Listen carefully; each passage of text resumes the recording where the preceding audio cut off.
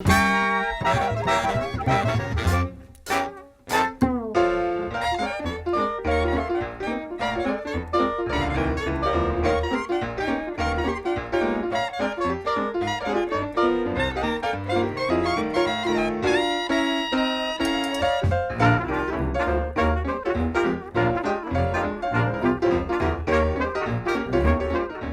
wanted to ask you some questions today about your music and jazz and your history and your insights and your wisdom. Okay, well, I can't promise wisdom, but I'll do everything else. Do everything else. I've known and loved your many incarnations of many different projects and bands that you've taken around the world for many years. And you brought one of these groups to Cleveland to play with us on our series. This was the Hot Nine with Henry Butler. Yep. And it was on the occasion of an exhibition that the museum had called The Jazz Age. That's right. And we did that specifically because you happen to be an expert on this, among many other things, but period of the 1920s, early jazz and the arrival of jazz into popular music in American consciousness. Can we talk about that a little bit? I want to know how you find the music of the 20s still resonating today, your obsession with this period and how it comes down to us today. We didn't come up with the name The Hot Nine. We couldn't figure a name for the band. The producer came up. And it was always a confusing name because, first of all, there were 10 people in the band.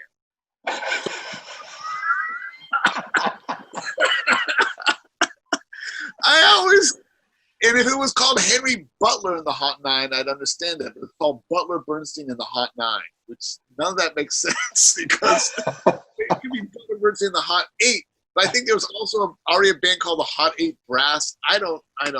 Maybe the guy originally wanted to call it the Butler and the Hot Nine. Well, they're always odd numbers, aren't they? The hot bands. I guess so. But, it always confused me why that was our name. But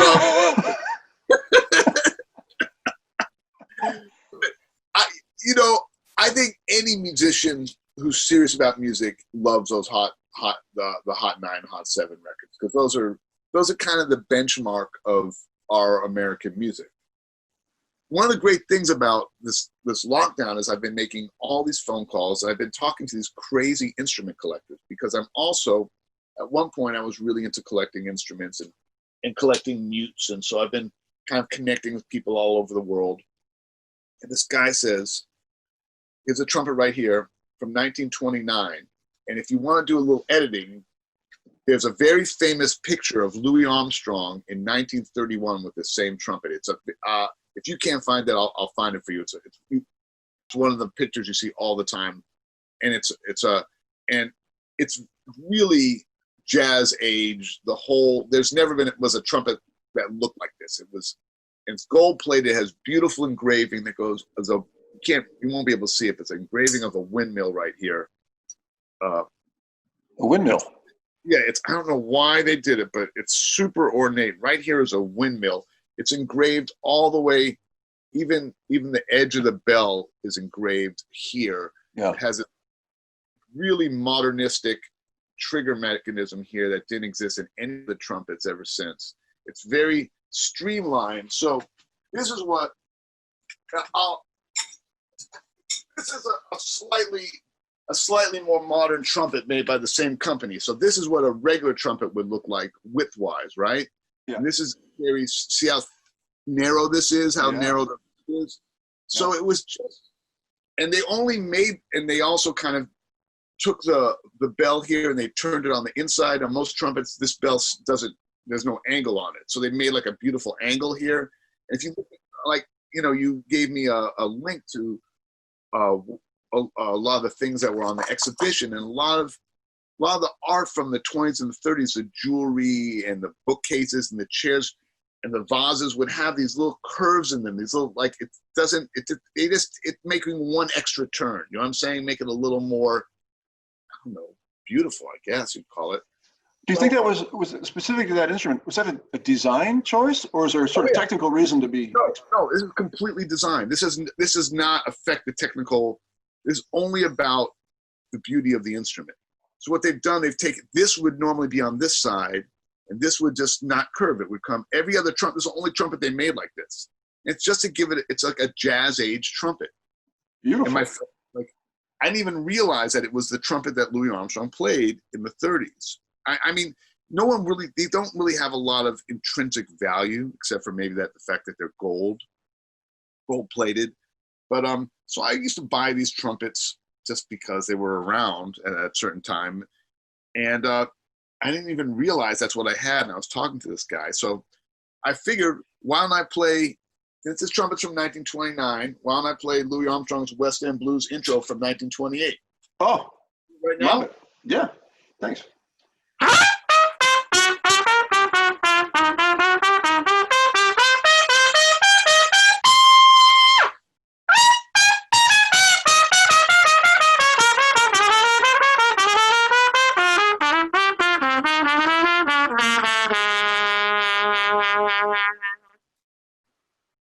And you can see this trumpet has such a brilliant sound. I think you blew this microphone and speakers right out of your Zoom computer right there. Sorry. But yeah, and then I have these crazy mutes from the 20s, and they make things sound like an old like radio show. Like you put this in, I'm thinking, sorry. So these are made with maple. These actually, you know what? These are made in Cleveland. Come on. Yo, Google it. Shastock Mutes was in Cleveland. These are from Cleveland. Say it again. The company name? Shastock. I just realized I got a whole Cleveland thing going on here. I should do it. Shastock is S-H-A-S-T-O-C-K. Shastock Mutes. And the original Shastock Mutes were in Cleveland until like the mid-30s. And if you put this in, it'll sound like an old radio show.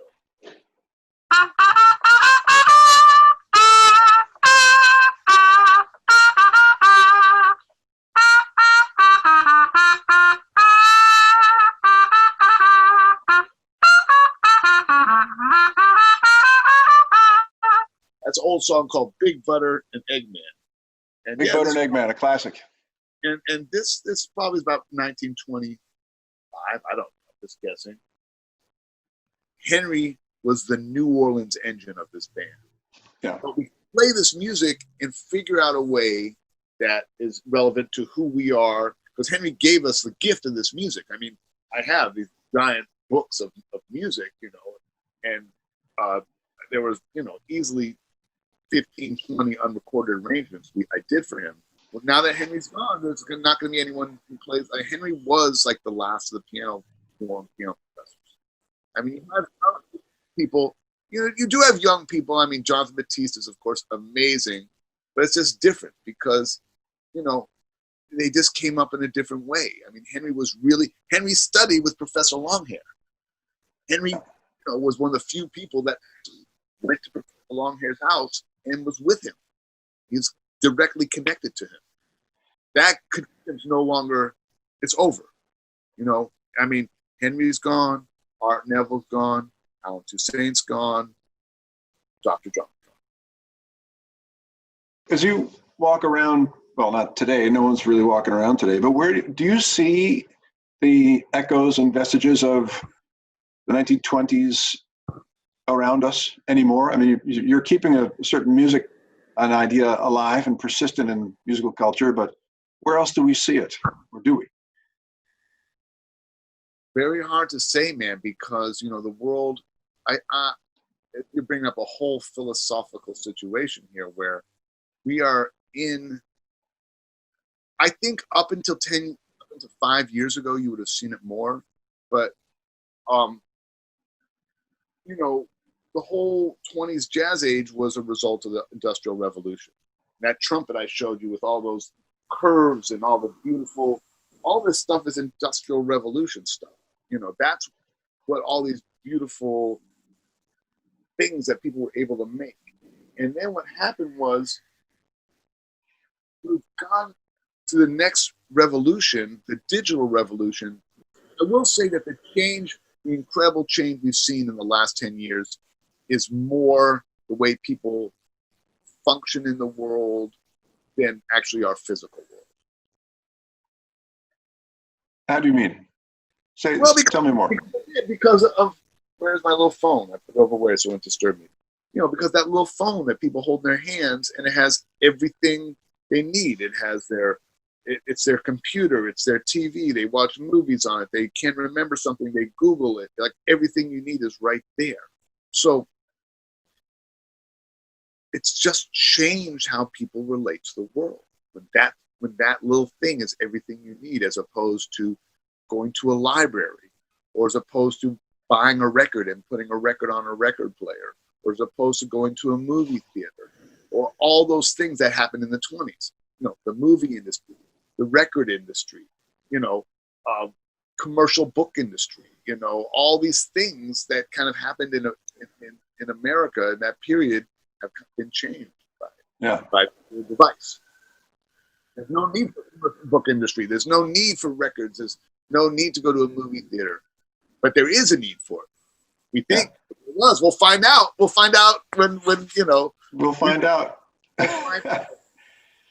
you want to hear a quick song on the Victrola before we go? Yes, we do. Come on, let's do that. By the way, this house I live in. Turn the crank. Cranking it up. Let's see here. Is this in? Here we go. There we go. Here we go.